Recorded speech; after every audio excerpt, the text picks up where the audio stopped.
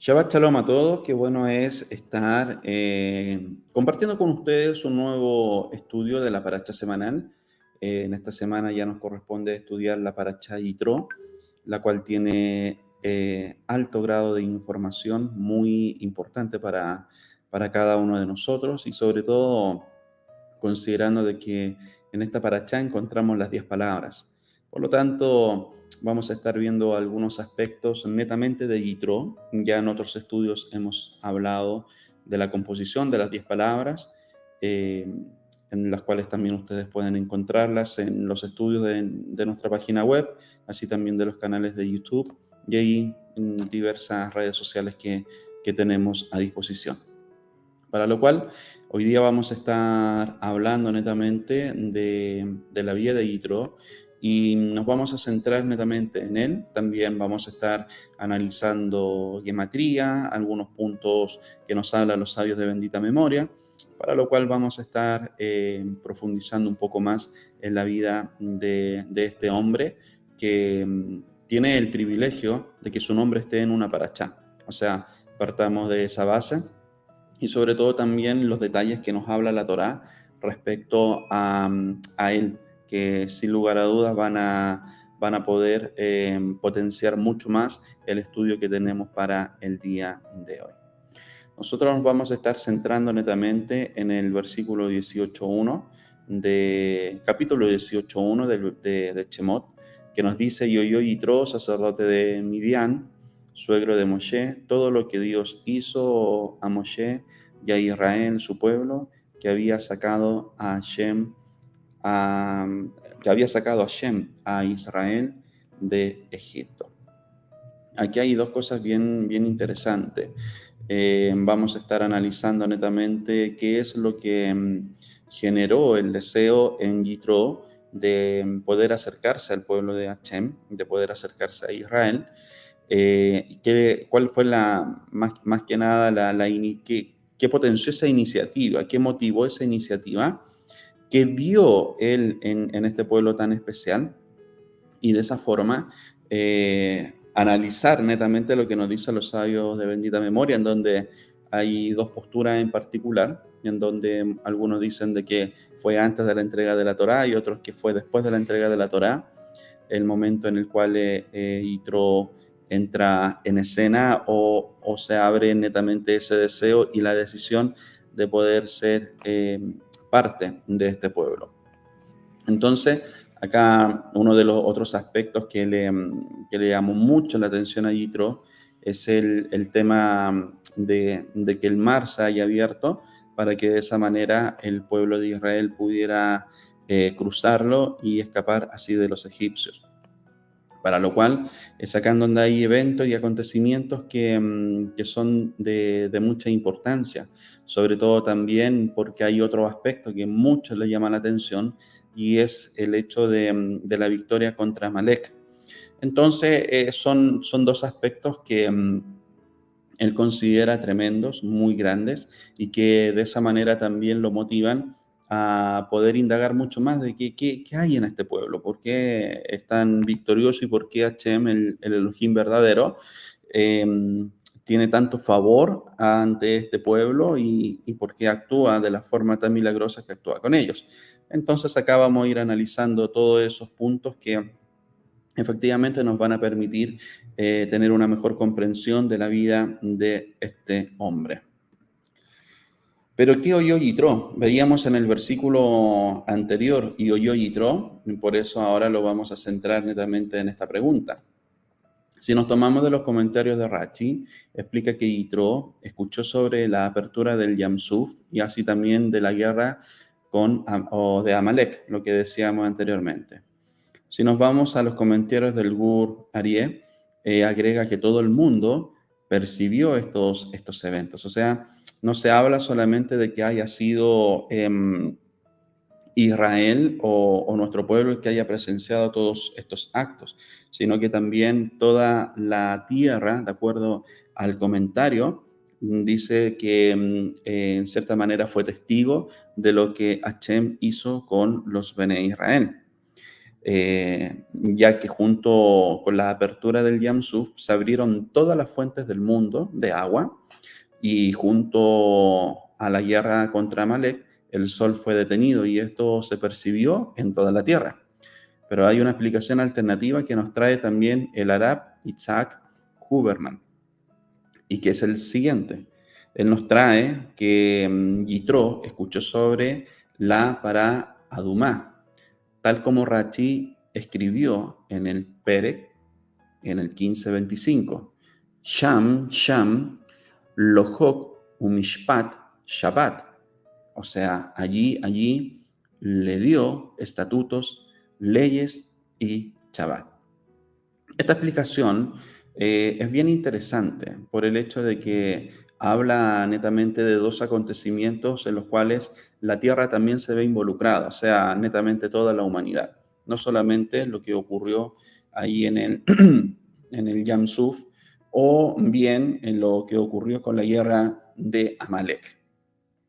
Dicho eso, esto nos da pie para poder entender de qué se trata tanto el para Adumá, o sea, es algo que a lo largo del estudio de la Humach lo vamos a poder profundizar mucho más, o sea, y esto trata netamente de mandamientos que entran en lo que es incomprensible y que tiene una connotación mesiánica muy, muy potente, porque al momento en que nosotros nos referimos para Adumá, lo que nosotros también estamos viendo o analizando es el relato de lo que es la vaca roja. Por lo tanto, este comentario surge con mucha importancia por el hecho de que claramente nos da un acontecimiento bastante mesiánico. O sea, si hay una paracha mesiánica es al momento en que nosotros vamos analizando el relato de la vaca roja. Y es acá en donde también vamos viendo este punto, y eso es, de acuerdo al comentario que nos dice este sabio, es el punto que nos permite enlazarlo con el concepto mesiánico. O sea, aquí veamos y entendamos el concepto mismo de mesianismo que hay en el concepto o en la vida de Yitro y lo que le fue revelado, lo que entendió y lo que le permitió ser parte del pueblo de Israel. Anteriormente también lo decíamos, la llegada de Yitro y el Talmud cita esa controversia. Cuando llegó Yitro, algunos sostienen que antes de la entrega de la Torá y otros sostienen que fue posterior a la entrega de la Torá. Profundicemos un poco más en el Paraduma y en el Hiduchei y Yud y Jacob. Él interpreta que se refiere a la Paraduma, porque Hakadosh Barujú le entregó todas las explicaciones a los Hukim, de los Hukim a Moshe, incluso la de la Paraduma. Pero a los otros, es decir, a todos los demás, a todas las demás personas, no le explicó el motivo de esta mitzvah. Incluso Shlomo Hamelech, que conocía todos los motivos de los Hukim, excepto el de la Paraduma, y cuando Yitro escuchó sobre este Hok, preguntó a todos los sabios de la época, pero nadie le dio una explicación, y fue así que se acercó a Moshe Rabbeinu.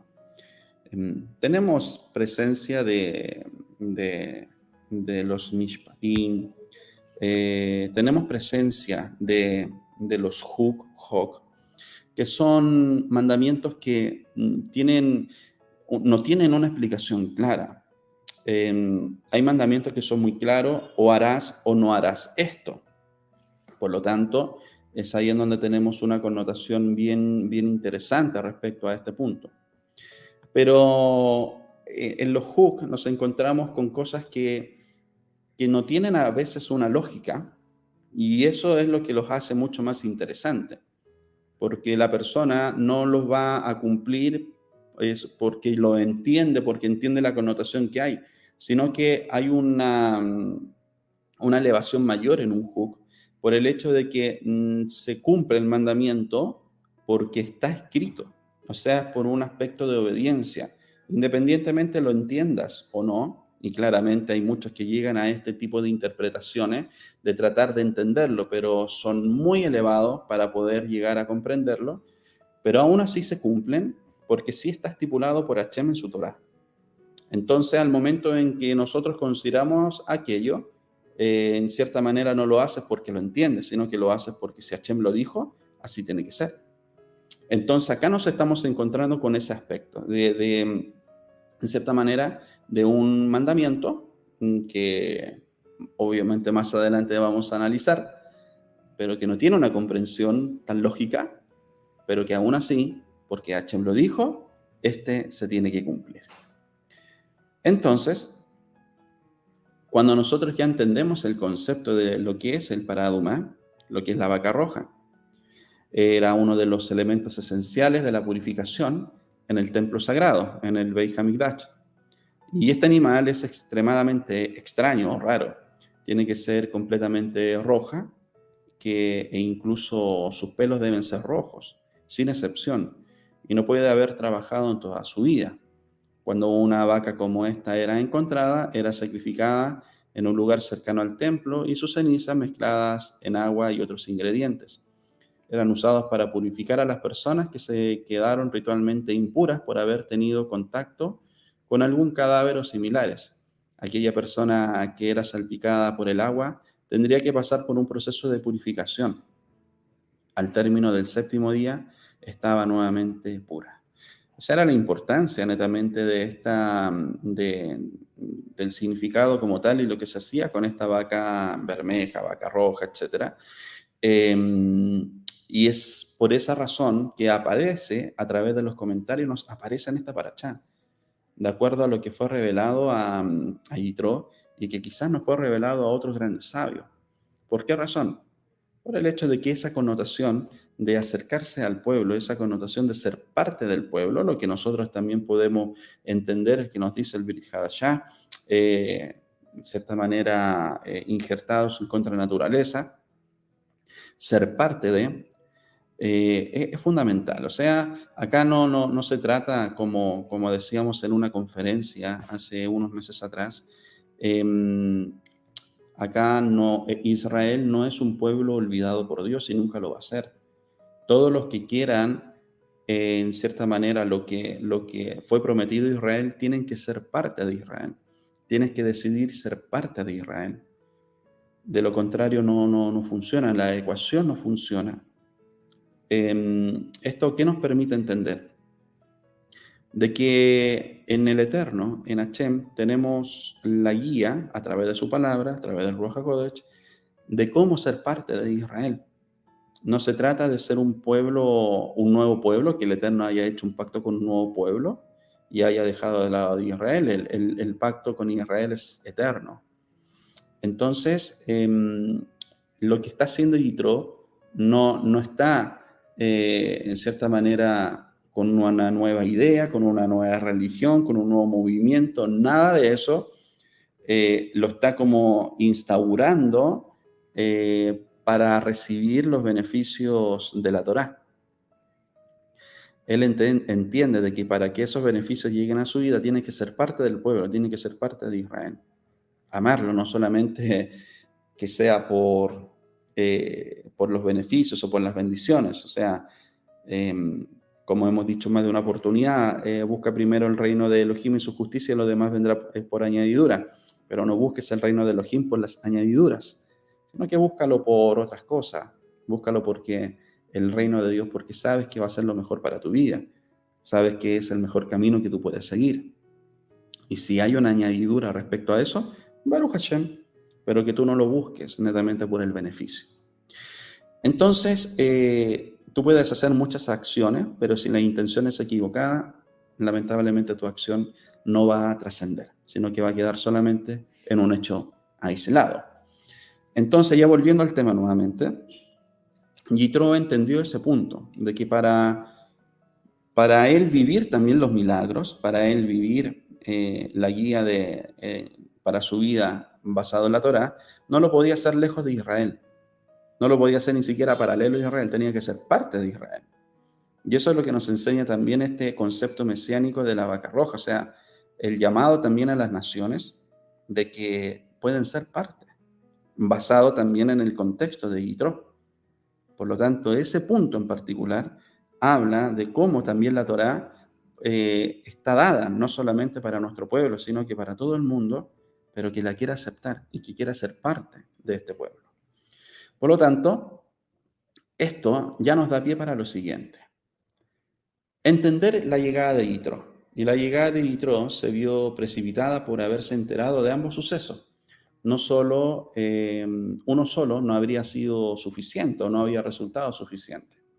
Los milagros del Éxodo en forma aislada habrían podido interpretarse como un castigo al faraón por su obstinada negativa de obedecer a Dios, pero no demostraban en forma concluyente que el objetivo primordial de la benevolencia de Dios era Israel. Sin embargo, la derrota de Amalek sí demostró que Dios también estaba dispuesto a invertir en defensa de los judíos. Esto basado en los comentarios del Or Jajaim. Es importante este punto en particular porque nos da pie para analizar también las diferencias que hay entre uno y otro, o sea, hablando entre Amalek y así también Yitro, y cuáles son las decisiones que marcan un punto de diferencia entre ambas personas. Pero si nosotros nos consideramos la pregunta que hacíamos anteriormente respecto a si es que llegó antes o después de la entrega de la Torá, vamos a tomar una postura. Vamos a centrarnos en un punto para ir desarrollando aún más esta postura y esta enseñanza y que de esa forma pueda ser también un motivo o un fundamento para el debate respecto a quienes puedan estar a favor de la otra postura. Nosotros ahora en este punto estamos analizando y nos vamos a centrar de que Yitro recibió la Torá, o sea, recibió o entró al pueblo de Israel después de la entrega de la Torá. ¿Por qué razón? Y basado en estos comentarios de Ibn Ezra, que sigue la opinión de que fue posterior a la entrega de la Torá, acá surge sí una pregunta. ¿Y por qué la Torá se anticipó a mencionar su llegada a esta altura del relato, en vez de más adelante, cuando efectivamente ocurrió? Y Ezra explica que la Torá quiere destacar el contraste existente entre Yitro y Amalek. Y es acá en donde vamos a ir analizando lo que le decía, esa diferencia. Está todo relacionado directamente con la pregunta que hemos planteado. Yitro fue un gentil cuyos consejos resultaron un enorme beneficio para Israel. Eso lo pueden ver en el capítulo 18, del 17 al 26. Y Amalek fue un pueblo extraño que inició un ataque injustificado contra Israel. Eso lo pueden ver en el capítulo 17, del 8 al 13. Siglos más tarde, los descendientes de Yitro residirían en el territorio amalecita y habrían corrido grave peligro durante la guerra que lanzaron los judíos contra Amalek. Por eso, cuando se le ordenó al rey Shaul que atacaran a Amalek, este advirtió a los descendientes de Yitro que evacuaran toda la zona donde se libraría la inminente guerra, en señal de agradecimiento que Israel sentía hacia ellos. Pueden verlo en 1 Samuel, capítulo 15, versículo 6. O sea, es acá en donde prácticamente vemos que las acciones de Yitro siguieron generacionalmente. Y aún así, como agradecimiento, les fue dado aviso para que pudieran salvar también sus vidas. O sea, lo que sí hizo Yitro fue una ayuda netamente para Moshe, al momento en que ya se vio prácticamente colapsado con tantas consultas que venía a hacerle el pueblo de acuerdo a cómo tenía que comportarse, qué tenían que hacer basado en una situación en particular, etc.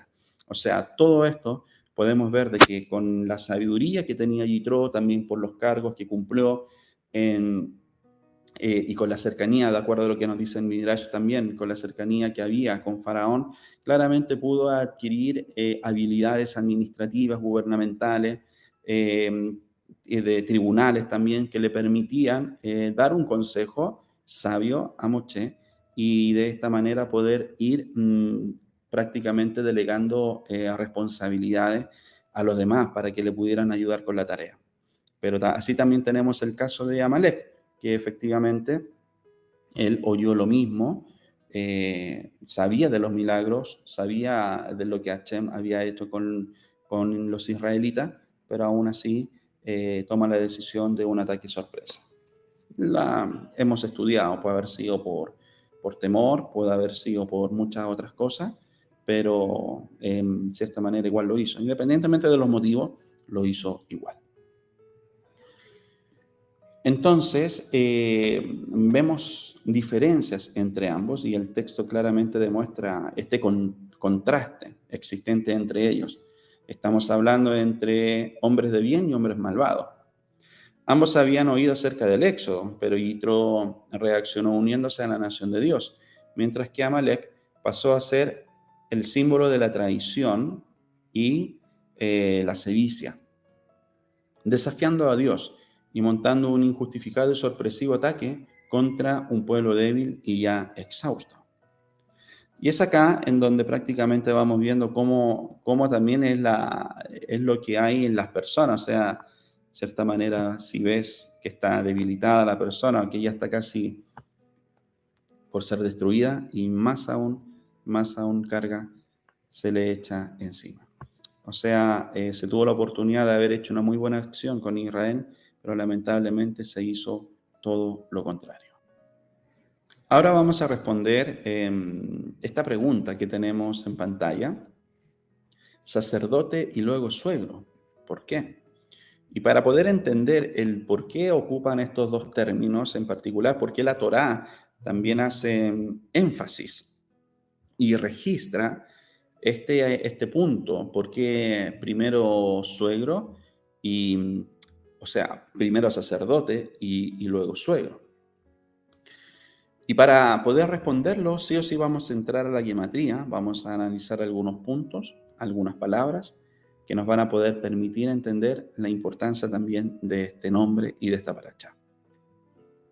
La rareza en todo esto es el hecho de que se menciona primeramente que es sacerdote de Midian y luego que es suegro de Moshe. Y de acuerdo a la gematría se puede considerar lo siguiente. Si sumamos la gematría de Cohen, Midian, sacerdote de Midian, queda 179, y la de Hatén, Moshe, suegro de Moisés, que es 803. Observamos, o más bien dicho, obtenemos el número 982, o sea, la gematría de Oale Shel Torah, tienda de la Torah. Sabemos que la Torah tiene 70 caras o facetas que son como puertas a través de las cuales se puede penetrar en su interioridad, en su secreto. De ahí la conocida expresión Chivin Panim, la Torá. Hay 70 rostros en la Torá. Y si calculamos la gematría de Chivin, 70, descubrimos que también es de 982. Una tienda era el lugar de estudio, pero ¿qué tendrá que ver Yitro con el estudio de la Torá? Y si calculamos la gematría de Ragil de Yitro, vemos que es 616. Y 616 es la gematría de Hatorá. Por lo tanto, los sabios nos enseñan que el nombre de Moshe aparece exactamente 616 veces en la Torá, y que 616 es el resultado de multiplicar 26, el valor del tetragrama, por 28, dado que la gematría de Koach, poder, es 28. La Torá, Hatorá, sería la fuerza del Eterno. Si comparamos, o más bien dicho, si profundizamos con lo que nos dice el Baal Haturim, el cual analiza el valor numérico de Yitro, que es 616, nos explica que los apelativos que recibe Yitro, sacerdote de Midian y suegro de Moshe, ahí hay un error, se refiere al primer Yitro, que era sacerdote de los falsos dioses, Comer, Hayá, la Abodá, Sará, gematría 616, y el segundo a después de su conversión. Si en el nombre de una parachá está contenida toda ella en esencia y en la Parashá Yitro se hace entrega de la Torá, es pues lógico que este nombre coincida en cuanto a su gematría con la de Ha-Torah o la Torá. Por lo tanto, por esa razón coincide de que el nombre de esta Parashá sea Yitro, que no es una casualidad, y sobre todo cuál es la interpretación que se nos hace de acuerdo a los sabios de bendita memoria por la decisión que él tomó. ¿A quién servía antes y a quién sirve ahora? ¿A qué pueblo pertenecía antes y a qué pueblo pertenece ahora? Entonces, es acá, de acuerdo a todo lo anterior, de que los sabios afirman que la Torá es un top, un bien, y la palabra cuya gematría es de 17. Si calculamos la gematría de Catán de Torá, vemos que también es 17. Y si nos preguntamos qué número de Parashá Yitro, no debería sorprendernos que también sea la 17. Y si nos preguntamos cómo puede ser que un sacerdote midianita pueda llegar a dar su nombre a la Parashá de la entrega de la Torá, quizás la respuesta se halle en 3 características que según la numerología se le pueden atribuir a Yitro. Bien, que es Top; bondad, que es Gesed; y amor, que es Ahava. Por lo tanto, lo primero que se trata esta Parashá, en la número 17, la gematría de Top. Lo segundo, porque esta gematría está compuesta por 72 versículos. Esta Parashá está compuesta por 72 versículos. La gematría de Gesed. Y lo tercero, porque la gematría Catán de Yitro es 13, o sea, la misma que la de Ahava, que es amor. Por lo tanto, si bien Yitro había sido una personalidad muy distinguida en el pasado, ocupando cargos encumbrados como sacerdote de Midian o asesor del faraón, en tanto que Moshe era meramente un errante, apátrida, que se había casado con la hija del dignatario, ahora se habían invertido estos roles. Yitro trajo consigo a la familia de Moshe para unírseles y se presentó como el suegro de Moshe. Y era una nueva marca de distinción. Y así es como se lo llama en todo el capítulo. No solo Moshe, sino toda la nación lo recibió como a un rey. Y él más tarde justificaría dichos honores al ofrecer consejos respecto a la forma en que se debía organizar el sistema judicial de la nación. Y Rachi menciona lo siguiente: en reconocimiento a este servicio se le dio el nombre Leter, que connota el concepto de agradecer, de agregar, perdón, en alusión al hecho de que su consejo fue descrito en un pasaje agregado a la Torá. Y cuando se convirtió al judaísmo, se le agregó la letra Bab a su nombre, entonces cambió de Leter a Yitro. Y como pueden ver, en el 2.18 se llama a Yitro por el nombre de Reuel. En el 4.8 se le llamó tanto Leter como Yitro. Y en total tenía 7 nombres: Reuel, Leter, Yitro, Jobab, Heber, Keini y Putiel. Por lo tanto, lo que vamos a entender netamente de la decisión que toma Yitro al momento en que escucha lo que Dios, lo que Hashem ha hecho con el pueblo de Israel, es prácticamente un traspaso desde la oscuridad hacia la luz. Y esto nos ayuda a entender lo siguiente. El pasuk del Perek 18.8 dice: Vayisaper Moshe lejotno, y Moshe le relató a su suegro. Y el Rashei Tevot de esta frase tiene la gematría de la frase de Jaí, Gilgul, Caín, Hebel, que significa que Moshe y Yitro son Hebel y Caín. Moshe es Hebel y Yitro Caín. Y la palabra Jai es el Reshei Tevot, que es una abreviatura de Heshbon, Yashan, literalmente una cuenta vieja, es decir, una deuda pendiente, y Yitro, al entregarle a su hija Sephora, a Moshe, pagó la deuda del asesinato anterior de Caín contra Hebel. Además, Hebel, Moshe representa la luz y Caín Yitro la oscuridad. Pero ahora, al acercarse Yitro a Moshe Rabinu, ascenderá y cambiará la oscuridad directamente por la luz. Todo esto claramente nos ayuda a entender de que el traspaso que hay entre la luz y la oscuridad, basado en el entendimiento, basado netamente en una decisión entendida por parte de Yitro. El problema es estar en luz y pasar a la oscuridad. Pero en este caso podemos decir de que Yitro tuvo una transformación de vida maravillosa. O sea, ese traspaso prácticamente nos ayuda a entender qué es lo que pasa con un hombre y con una mujer que sale de la oscuridad hacia la luz de Hashem, hacia la luz de su Torah. Por esa razón, entendemos el concepto mesiánico basado también en lo que es la vaca roja, en este punto de la historia, y para que de esa manera podamos ir analizando la importancia mesiánica que podemos encontrar en esta paracha. Así que el Eterno les siga bendiciendo a cada uno de ustedes y espero que puedan tener un hermoso Shabbat junto a sus familias y sus comunidades. Shabbat Shalom a todos.